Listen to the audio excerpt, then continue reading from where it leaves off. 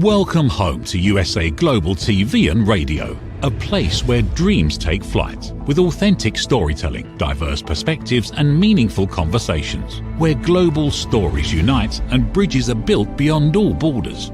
Discover world-class education, entertainment, hope and inspiration. Together, we're building bridges worldwide. Subscribe to our channel, USA Global TV. Download our app, USA Global TV. Be our guest or join our team. Visit usaglobaltv.com. Thanks to our founder and executive producer, Dr. Jacqueline Kerbeck. Music score by Yeffy Tang from Cloud Road Music.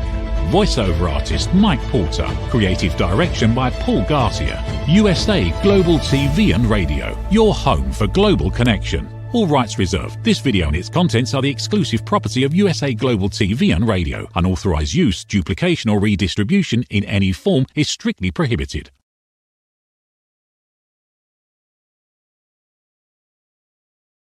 Hello and welcome. Good morning, good afternoon, good evening. This is USA Global TV and Radio.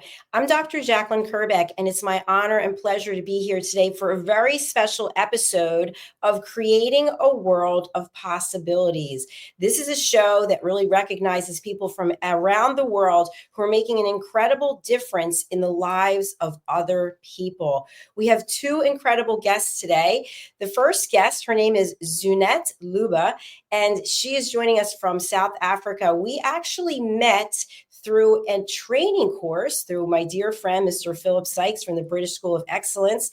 I was in London taking the class in person, and Zunette was coming in remotely, and we all graduated together, which is a beautiful thing.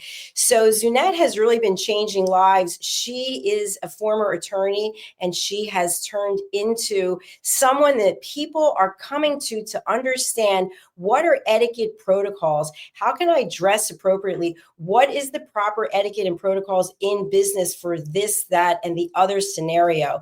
So Zunette also wears another hat, which we're going to find out about, and she's going to introduce her special guest. Today, we're talking about stopping trafficking of people. Let's welcome Zunette for this very important topic.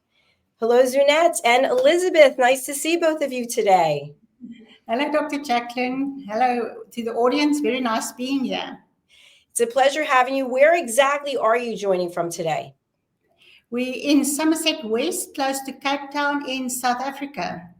Fantastic. It's so amazing that we can be in completely different parts of the world in different time zones. Sometimes we have people on, it's a different day, they're ahead of us. So thank you for taking the time, especially for this very important topic. So Zunette, tell us a little bit about this hat that you're wearing today, about Safe House and Elizabeth, and why you're here. Thank you, Dr. Jacqueline. I'm in the board of the Helderberg's Sunrise Rotary Club. Oh, sorry about that. On the Helderberg Sunrise Rotary Club, and in my role on the board, I'm got the empowerment projects, and running that, I actually got Dr. Elizabeth to come in. I'm sorry, my throat is packing up now. Elizabeth to come in to give a talk, and she touched my heart the day that she talked to us on stop human trafficking of people. And that's when I realized the need. She talked to us and she said there's an urgent need for opening a safe house. And I made my mission that day to say this is going to happen in our Helderberg Sunrise Rotary Club. I need to get this safe house going with the help of our club so that we can help other people, so that we can empower other women. And that is where Elizabeth came in. And I want to introduce Elizabeth. She's the CEO of Stop the Trafficking of People. And Elizabeth? Thank you. It's such an honor to be here today, and thank you for inviting me. And yes, it's such an honor to take hands with Zunette in the course to help those vulnerables out there and the survivors on human trafficking. Thank you so much, both of you, for being here today. You know, it's such an interesting topic because we've had other people on from different parts of the United States. If I recall, Houston, Texas was an area where we've had several people who were advocating for stopping human trafficking. And what I learned from some previous shows is that this is going on in every place around the world. People have no idea that it's going on. It could be in affluent or well-to-do neighborhoods, and that these people are preying on youngsters, on children, and people are setting up inside airports. I mean, I now see signs in airports about, stopping human trafficking. So for people who are not aware of what human trafficking is, can you please give an overview? So basically, to put it simple, it's when somebody takes advantage of the vulnerable for their bodies or for their labor and for a monetary gain. So it's literally, it doesn't discriminate against race, sex, anything. It's just a vulnerability for monetary gain. And the highest form of human trafficking is the sex trade, when you get sold into the sex trade. Thank you for that explanation. So a question that I have, I remember watching a documentary many years ago about designer handbags, for example, and how certain people were taking very young children and bringing them into these factories and having them work around the clock on these counterfeit bags. Is that an example of human trafficking? 100%. So firstly, when a child is under the age of 18, it's child trafficking, but then it can also roll over to labor trafficking. I'm glad that you made that distinction. Thank you so much. So with the Safe House, this is the name of your organization. Is that correct? Yeah, stop trafficking of people. Okay. So do you welcome in anyone who has been trafficked in any number of these ways, or do you cater basically to a certain part of the people who've been trafficked? So because the biggest part of human trafficking is in the sex trade, we actually partnered with the only safe house here in the Western Cape, who's got 8 beds for sex trafficking. So it's unfortunately you can't bring children, adults, male and female into one home, especially when somebody has been sold into the sex trade. They need different kind of rehab as well as rehab skills development therapy. So we can't bring everybody in. There's a distinction between children to go into a home, males, mostly for labor trafficking, and then obviously women that were sold into the sex trade. Thank you for that explanation, Elizabeth. Another question that comes to mind is, and please forgive my naivety on the subject, I know there was a movie with Liam Neeson, and his daughter ended up the actress in the movie was trafficked. And part of what I witnessed in just watching this movie is the complete sense of loss and despair that parents feel trying to find out, where is my child? What happened to my child? And then in the movie, the daughter was drugged and she was raped and all these horrible things happened. And she got to a point where she didn't even feel like she could do anything to get out of the situation. There's that sense of hopelessness and helplessness. How does someone in this situation break that pattern to actually get free? That's why preventative awareness and education programs are so important. And that's where STOP actually started in 2008, when we realized South Africa is hosting the Soccer World Cup in 2010. And we realized we need to educate people on how to stay safe and what human trafficking is, and also on scams that people use. So they will, when we go to our schools, for instance, we do scams. We scam the children, and they're normally quite shocked because they couldn't believe it happened to them. So it's all about awareness, the education. I always say knowledge is power. So if you know what they're going to do, you know how to protect yourself, and you actually also know where to report it, is of vital importance for us. And I can just come in here and say, Dr. Jacqueline, that also the team working with Elizabeth, they do have a doctor and a psychologist on board as well to work with these ladies. So that is very important. Absolutely. It seems like it would be very important to have experts there who can help mitigate the situation and also provide solutions. So, when you think of some of the preventative steps that can take place, obviously education and awareness. And also, I'm thinking maybe breaking the stigma of that doesn't happen in our neighborhood, that doesn't happen where we live. Getting people to open up to the fact that, yes, this is happening where you are. What are your thoughts about it? Yes, Dr. Jacqueline, it's very important for us to, you need to have the education, you need to have the prevention, but it's very important for us to, equip each and every person that we interact with the knowledge. For instance, a little sign, international sign that we teach the children, or when you put your hand out and you want to say, help me. So that can be taught to anyone. And we actually had a case where a little girl was on an aeroplane and she went to the toilets and she showed the hand sign, help me. And an air hostess picked it up because she was trained. And by the time that aeroplane landed, that little girl was rescued and the predator was prosecuted. Elizabeth, I'm going to take this banner down. Show us again, slowly walk us through that hand signal. Help me. Help me. So it's the thumb inside and the 4 fingers over the thumb.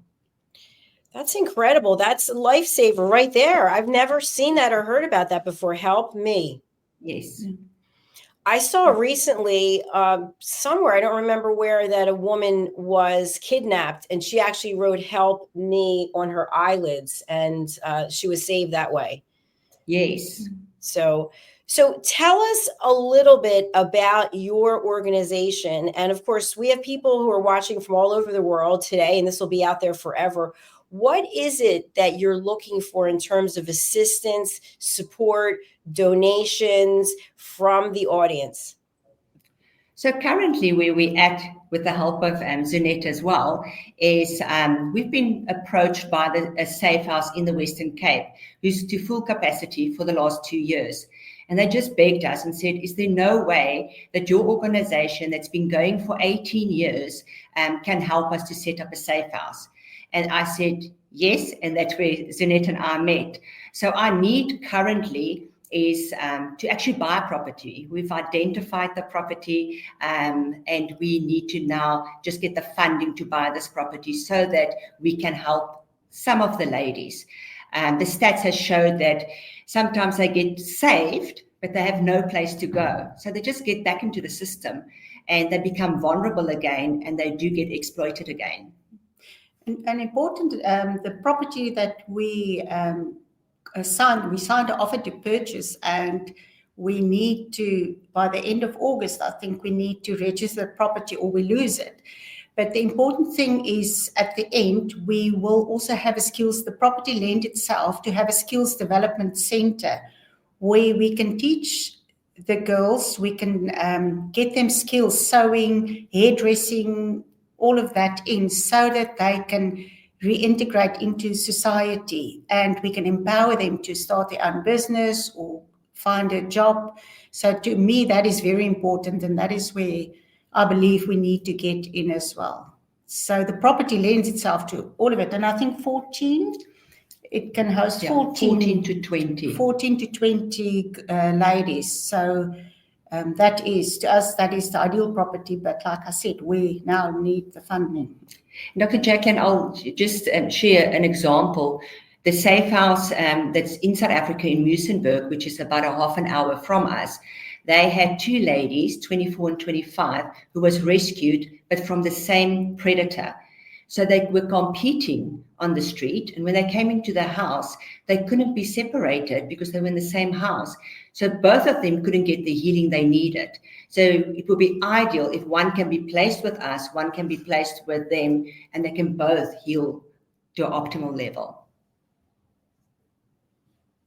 Thank you so much. Now, you did mention about predators. So What happens in your experience so far when someone is a survivor of trafficking and the predator is still at large? They're still out there. They haven't been brought to justice yet. Can they make an attempt to communicate with the person while they're at a safe house? So normally it won't happen, because when a person gets trafficked, they lose their identity. So they won't have phones, they won't have their ID documents, their passports, etc. So when they get rescued, that's where we don't share our address. When they get rescued, they get put into a place of safety. And there they get healed. They get the necessary medical attention, psychological attention, skills development attention. So, or programs. I hope that answers your question. Yes, it definitely does answer my question. We had a show on earlier today, right before this one, about the upcoming International Imposter Day. I don't know if you've heard of this, Imposter Syndrome Day, where people don't believe in themselves and they're always, low self-esteem. We all have been an imposter at some point in time. And what I'm wondering is, and this is a generalization, so my apologies for generalizing, but I've definitely suffered with low self-esteem at different times in my life. Is that something at the core of what it is these predators are looking for? They're looking for people who have low self-esteem, or they don't fit in, they don't click with a group per se, and they're maybe a loner. Is that something that they look for? Yes, I would say 100%, because especially with now the dating sites and the gaming sites and the internet, they're looking for someone to chat to if they can't have someone. We've had a case where it was a 46-year-old man that was comforting a 13-year-old girl acting like a 15-year-old boy and making arrangements to go and have a coffee with her. And that girl would have been tricked, trapped, and traded at the end of the day. So definitely, because people are alone and they don't have the social skills to go out, on the internet, you get the traffickers as well. And it makes it easy for them as well. It's just so hard to believe that people will go to the lengths they go to commit these crimes and to abuse humans. And what I'm wondering is, once someone becomes trafficked and they become part of, I'm going to use system in air quotes, how long do they typically stay, or are they in the system before something happens where they break away, or someone comes to rescue them, or the trafficking ring is busted up by authorities? Dr. Jacqueline, unfortunately, the statistics show, and if there's 50 million people in some form of trafficking currently globally, only 1% will ever be rescued. So the chances, that's why the preventative awareness and the safe space is so important, that when they leave that safe house, that they yield, that they don't need to go and look for attention somewhere else. I just want to also mention that there's a case where the girl she was 9 years old when she was abducted, and it was now last year, she's now 45 years old, and she got out now. She tried to escape 3 times, and each time she went to the police station, they took her back to the traffickers. So that's also happening. Yes. And what is the reasoning behind that? Why would someone take the person back? They actually, when they escape, shall I say, try to get away, because remember, they bring money in. So it's $1 million industry by selling human beings for whatever form of human trafficking. But when they, and I lost my train of thought, when they try and escape, normally the authorities or the people that's involved do get an undercut, and they send them back because it's money for them. So it's the vulnerability. I mean, we've had a case with a young lady. She was 35. She came from a wealthy family, but her family sold her into the sex trade. And she said to this Dr. Izell, she counseled her. She said, I ran away. I went and reported it at the authorities. And the next moment they phoned and said, take her back. And then unfortunately, the reality is when they escaped and they're going to be put back, they get beaten and raped until submissiveness again. Oh my gosh, I have chills just thinking about it. It's so horrific. And I'm wondering, on the other side, if we think about trafficking in terms of labor, and let's go with the counterfeit bags. Okay, we know who the ultimate customer is. It's somebody looking to buy a fake bag because they can't afford a real one or whatever. Maybe they don't know it's fake. But in the human trafficking trade, who are the individuals who are willing to pay for a human being to do whatever it is they want them to do? I mean, who are these individuals? Can you generalize? Yes, it's mostly syndicates, and it's for monetary gain. So yeah, for instance, in South Africa, what we find is that they take children and they throw them in the mines, which is a small little hole, and that's where the child can get fit through. In coffee beans, we all love coffee. The coffee industry, they use children because their hands are small enough to pick those little beans up without breaking those branches.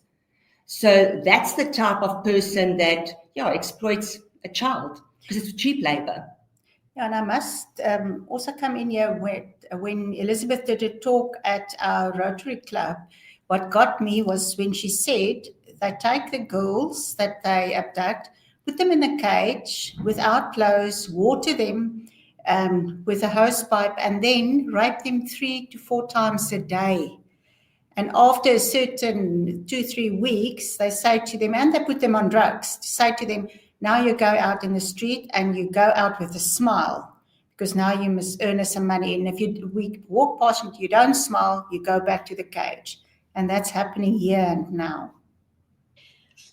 It's so alarming. It's just, I don't even have the words to describe it. So I want to clarify something.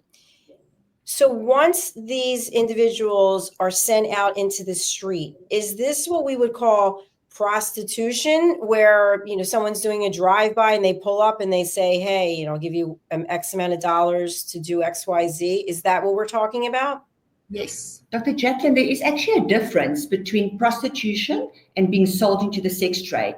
When I'm a prostitute, I'll go out and I've got the right to go out, and I'm free to go out, and I earn an income from it. When you get sold into the sex trade, you get raped, beaten into submissiveness. You have to be on the street, but you never see the income. The predator makes the money. And to the end user, I'm using that word end user, they don't have any idea. They most probably don't have an idea.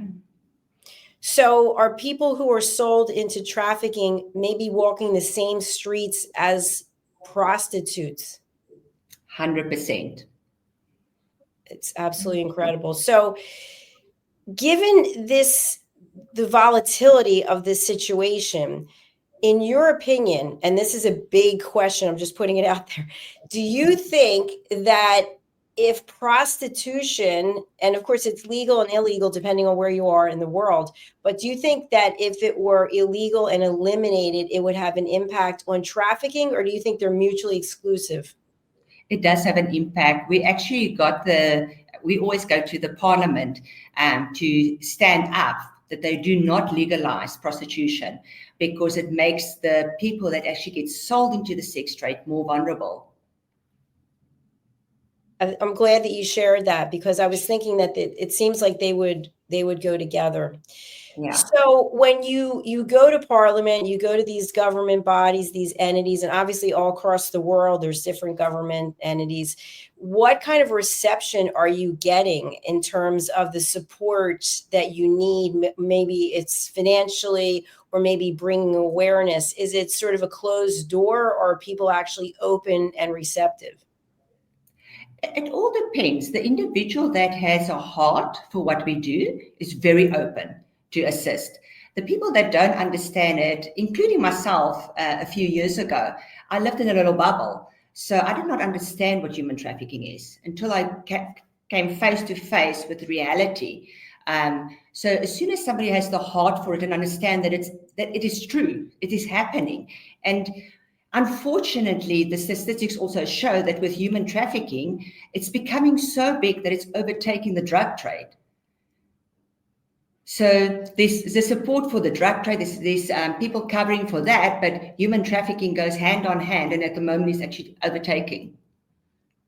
And let's talk about the fact that in certain parts of the world, I'm here in the US, drugs are smuggled in through certain channels, certain venues, through cartels, through gangs, etc. So it sounds to me like we have illegal drug trafficking going on that then leads to human trafficking, and that they're par and parcel together, because these predators need the drugs to keep the humans in the state that they're in so that they'll do what they need to have done. Is that correct? 100%, Dr. Jacqueline, yes. So it seems like it's a systemic problem that has really permeated across the entire world, because if it's going on here and it's going on there, it's going on more places than we can even imagine. And I know we've had a team member here on this platform who was also sold into human trafficking and was in the system for a very long time and was almost beaten to death.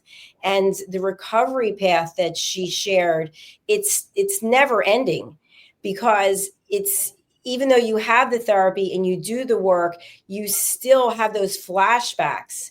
And so I'd love to have you share with us, once someone comes into your program, into your house, and they get the support that they need, what are the ongoing opportunities for someone to say, okay, I'm ready? You think together, everyone collectively says, you know what, I'm ready to go back out into the world, but I need some assistance while I'm out there.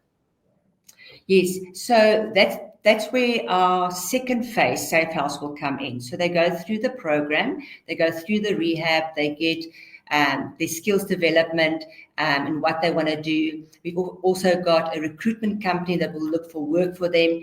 Then they on their own, but still supportive of us. So we will still help them with budgets. We will still help make sure that they can get back into the system properly. They need that most probably for a period of time. But we also, so that's basically it. Okay, thank you. Something else that I wanted to ask about.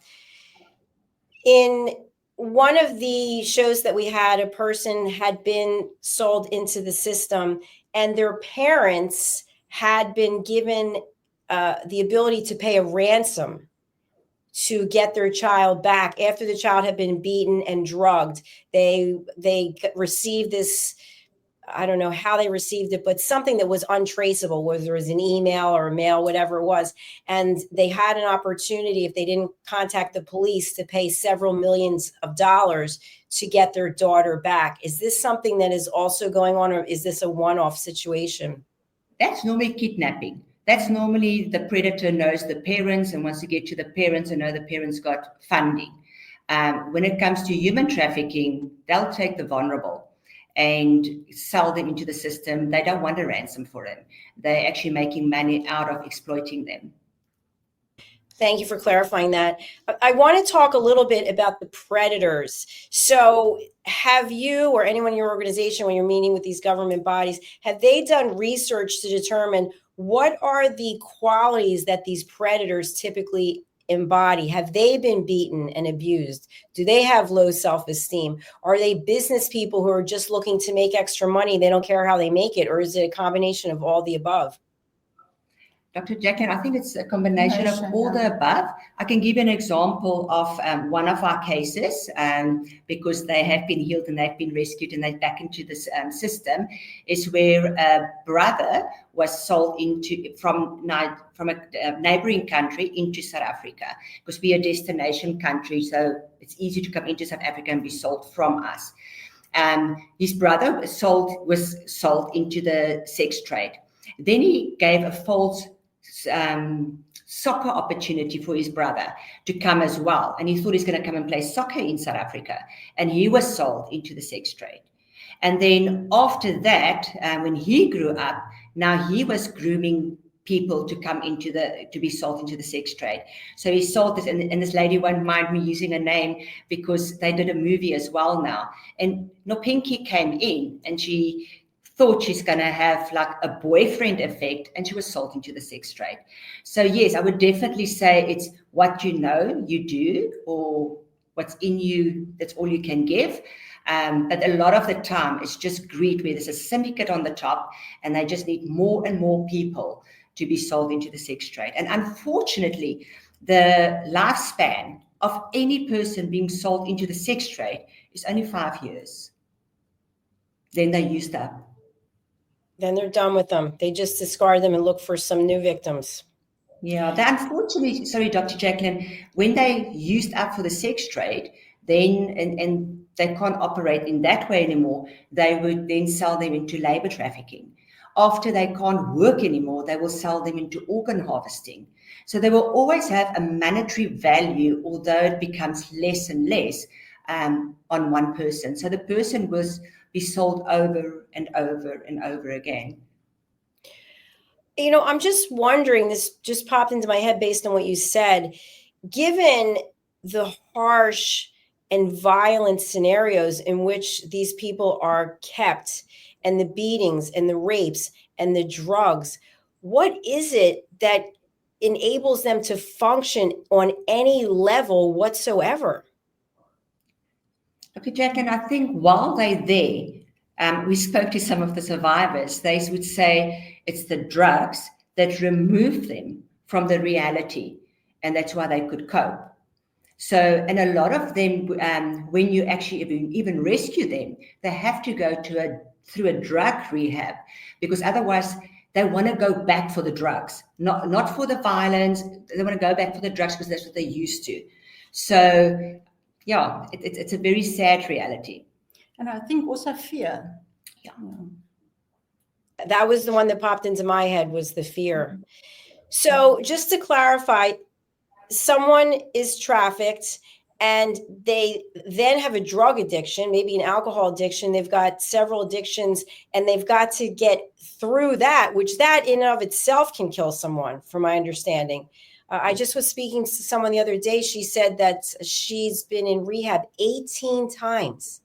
18 times. So that in and of itself, and then the abuse that's happened to you physically and mentally, and then maybe the questioning of, oh, did I deserve this because of the low self-esteem or imposter syndrome, et cetera. There's so much work that has to be done. And what your organization, what you both stand for, is truly life-changing. So what I'd also like to have you share with our audience is, given the fact that these survivors need to feel safe house, safe. You can't, I would think, generally advertise, hey, come to this safe house, because you don't want people to know exactly where it is, and then they find out who's there. So how do you continue to grow your organization? Obviously podcasts and television shows like this, but how do you continue to grow, given, I'm going to say the need for secrecy, if you will, about the organization? Okay, thank you for the time. So what happens is, when somebody gets rescued, it will be done through our DSD, our Department of Social Development, through a rescue encompassing A21 who operates here, or through the safe house like in Muizenberg. That person will only go to a place of safety to go through the rehab process. Only when they don't have an addiction to drugs, they get put into our safe house. And that's where we can start with the rehabilitation and skills development and mental health, etc. So in the beginning, there is facilities, a place of safety for them to first be before they come to us. And by the time they're in a safe house with us, they normally don't want to then run, because there's no drug addiction anymore. They're scared, the fear is there. They actually want to stay inside. So it's not a place where we keep them in prison. They just don't want to go out. They just want to stay in a place of safety. Thank you for sharing that. And a follow-up question to that is, would you say that there's some element, I'm using air quotes, of brainwashing that has to be discombobulated, so to speak? So in other words, the predator has been the leader, the one who's in charge of what this person's going to do, what they can eat, what they can, how they can dress, where they're going. And now all of a sudden that's gone. So I would think there's also that where you're dependent, a dependency on that person, even though it's a dysfunctional relationship. Does that pattern of behavior have to be broken as well? Yes, Dr. Jack, and 100%. We find that when they come into the home, they also, because they get punished with food, they also don't have a limit with food. They want to eat everything at once. So you have to get them to know that there is enough for tomorrow as well. There is enough, for in a week's time. So 100%, they live for now. And we try to teach them that there's always enough for tomorrow. Thank you both. Now, a question I have for the two of you is, I would think being in an environment where people have gone through what they've gone through with long-term effects, you have to have self-care routines. You have to have boundaries for yourself, because I know myself, when I first started as a certified coach, I was crying. I'd be doing sessions with people and I'm sobbing. I'm like, get it together. They're not here for you to start crying. So what kind of self-care do each of you do? And how do you know when you've hit a boundary that you've got to take a step back, or maybe leave the room or do something so that you can still be proficient at your work in helping others? Okay. Yeah, so for me, I know exactly what you're saying. When I started with Stop Trafficking of People, the first 3 months, I cried. I could not believe that one human being could be so cruel to another human being, to the point where I shared stories with my husband, and then we sat as a married couple crying. And then my mentor said to me, you need to do debriefing. So we do debriefing every 6 weeks. And I've got a bodyboard, so I go into the sea when things are just not the way it should be. And it's wonderful how the sea teaches you lessons as well, that there's ups and downs, it's wild, it's stormy, but it's also sometimes calm and pleasant. So, yeah, we do debriefing, and sometimes I just go to the beach. Yeah, for me, luckily, when I started with charity work, my husband said to me, I said to him, I want to do charity. He said, you're not going to work with children or animals because you're going to bring them all home. So for me, I'm not that close to, I want to get involved with the skills development and all that. So I want to raise the funds, and I want to leave it to the experts to do the work. So I know it touches my heart, and it's very difficult, but I keep my distance from the real project. I just do the fundraising, and I just do from my side, from the back, I work.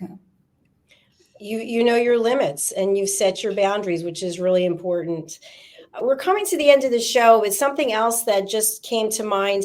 I do a lot of courses where I teach people how to listen. And I would think that these survivors most likely feel they haven't been heard, because they've been abused for so long. And if and when they feel safe to share their story, the person on the other end may have no idea, because they can hear it, but that doesn't mean that they've actually lived through it. So what kind of skill sets can these wonderful people who are coming into the system with you there, what can they do in order to learn how to communicate and express themselves instead of repress all of the feelings that they've had? Yeah, Dr. Jacqueline, that's why we bring in professionals. I mean, just like Zinette said, she's got her limits, I've got my limits, and we bring in psychologists and doctors. We've even got a doctor that's a plastic surgeon now to do reconstructive surgery for those that's been so badly injured throughout the process. So we hand it over to the experts. And it's very confidential what they then do with them. That's wonderful, because it sounds to me this is a very well thought through process, and really a safe haven for people who are looking to get the help they need and get a second chance at life. And so I really admire you. Our show is creating a world of possibilities, and that's exactly what you two and your team have done and are doing. So we don't have any contact information for us to share. Is there something, and it maybe Zunette, you could drop it in the private chat, but is there a website? Is there a phone number? Is there some information that you feel comfortable sharing for people to get in touch? Quickly type it in. I'll quickly type it in. Okay.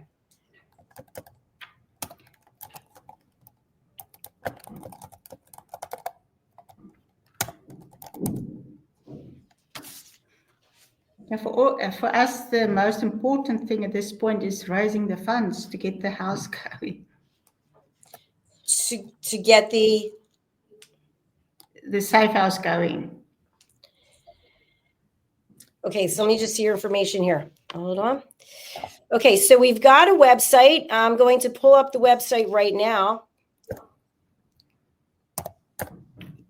Okay, here we go. Share screen.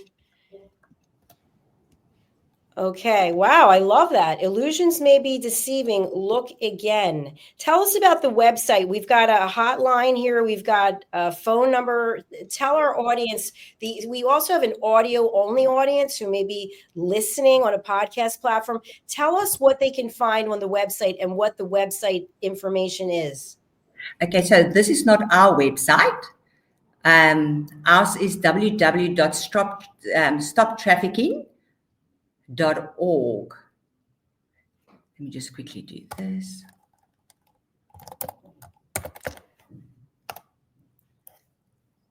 Can I quickly go onto the website and just pull it in? She'll put it in.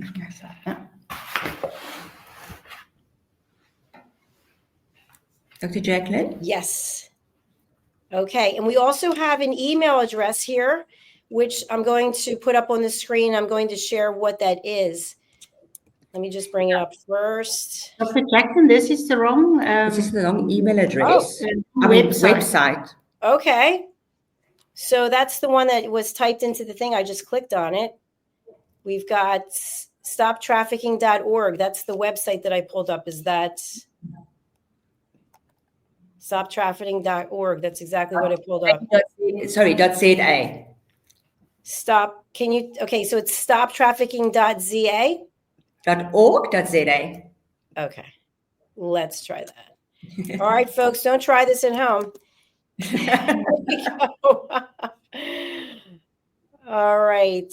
It is not coming up. Let's see. Are you sure that's the right one? Stoptrafficking.org/ZA. .ca. Yeah, .za. All right. Let's try this again. .ca. All right. Is it coming up? It's taking its time. Spinning and spinning. Here we go. All right. Let me bring this up and let's make sure this is the right one. Is this it? That is it. Okay. Thank you. So for our audio-only audience, the website is Stop Trafficking. And by the way, there's two F's in trafficking, stoptrafficking.org.za. And for folks at home who don't know what ZA is, can we share that, please? That's just for South Africa. Okay, it's on the screen right now. Take a look. All right, when people come to this website, what can they find? What kind of information is on here? So our statistics is on there. Also the types of human trafficking is on there. Also the way to, if you want to do funding, that what you're showing right there is all the types of human trafficking. Sometimes we just think it's labor trafficking and sex trafficking, but there's domestic servitude. There's in a lot of countries where children are used as soldiers. That's a form of human trafficking. Forced labor, And obviously baby harvesting, which is a big thing, especially in the drug trade as well, where they use babies to smuggle drugs as well. I have to say that this has been an incredibly informative interview, especially for me. I wasn't aware of some of these things.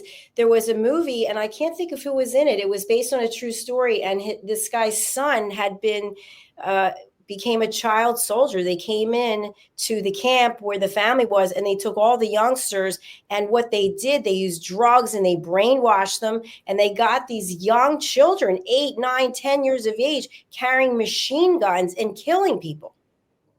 Yes, they get desensitized, Dr. Jacqueline, against reality. They think it's the norm, and that's when it's easy to have a child trafficked. Well, this is such an important topic, and I know we're just literally scratching the surface of what's going on here today, but you are both very courageous and very brave, and I really admire what you're doing, and I hope that you'll come back and share some updates. You're always welcome. We'll also share the email address so that people can reach out. And do you happen to have I don't want to say for lack of a better term, do you happen to have a movie trailer or something that you've put together that we could possibly run on our shows to give people more information? Yeah, we can. Yeah, we can organize that. Fantastic. We would love to share that on a regular basis so that bringing awareness about trafficking, human trafficking, and what you're doing there. So I think the more people we get involved, the more awareness we have, the better outcome to save lives. Yes. Fully agree. I agree. Thank you. Fantastic. All right. For our audio audience only, the email address is info, INFO, at Stop Trafficking with 2 F's, STOPTRAFFICKING.org.za. Ladies, what would you like to leave our audience with today as we close out? From my side, I just want to say, if there's anybody that knows anybody out there with an open hand that can help us to set up the safe house, they can contact us. And yes, that's from my side. We urgently need to set and sign and get this deal off the ground. I echo that as well. And then just also remember, if you see Help Me, that you've got a responsibility to do something. That's enormous. That I'm going to be sharing that on some of our other shows. That's a game changer. I mean, if someone did this, I would have no idea what that meant, but now I do know. So let's get that word out. Let's get the movie trailer. Let's include that in there. I love this on your website, these images in the orange with all these different types of human trafficking. Let's work together to spread more information and awareness. Thank you. Thank you for the opportunity, Dr. Jacqueline. Thank you. Thank you. Continue the good work, and remember to take care of yourselves as well. Thank you. Thank you. Bye for now. Well, bye. Thank you all for being here, for watching, for listening. Please do reach out. As you can see in this one episode today, the extent to which people are being trafficked, it is unbelievable in all the different areas. And as I mentioned, wealthy suburbs of Texas and of Illinois, of other places around the US, not only we're talking about South Africa today, but people are being taken against their will. They're being drugged. They are being raped. They are being abused. They are having literally the life taken out of them and barely functioning to serve these predators who are interested in making money. It's all about the bottom line. Let's work together to stop this. Let's bring awareness. Let's bring education. Let's join together to do what we can. It's not up to somebody else. It's up to us. All right, we're going to sign off for now. Our next show is coming up. And thank you again. If you are out there watching, please do subscribe to our YouTube channel. We're so close to 100,000 subscribers. And why is this important? Because the more people watching, the more awareness and education we can bring.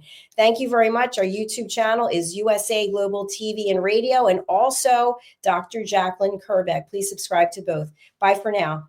Thank you, viewers and listeners of USA Global TV and Radio, for joining us today.